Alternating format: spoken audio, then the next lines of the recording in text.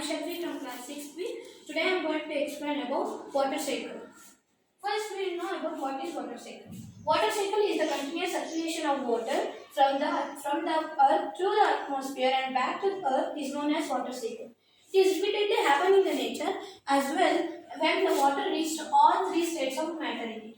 First we will know about evaporation. Evaporation, water source like ocean, lakes, rivers, etc. When the sun rays will heat the water, when the heated water it will evaporate to the atmosphere is known as evaporation.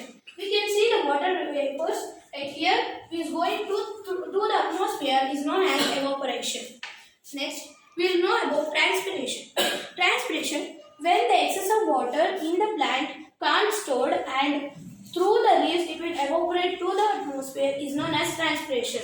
Excess of water in the plants it will be evaporate through leaves to the atmosphere is known as transpiration. Third, condensation. When the evaporated vapors will go to the atmosphere, when the climatic condition or the temperature of the atmosphere will condense and to form the clouds. Here we can see the clouds. It is none other than the water vapor full of it. Another, precipitation. Precipitation.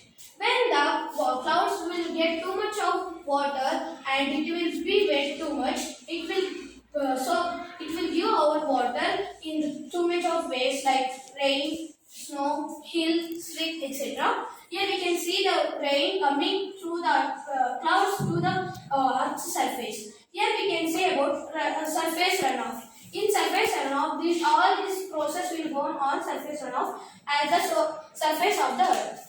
In precipitation, we got to know about rain or snow. We know about hill or slick. Hill. When the snow will store in large amount in the above the mountain, he is known as slick. When the disturbed snow will get up from the up to the down, is known as slick. When it will come down, it is known as slick. Hill nothing but as the point of mountain.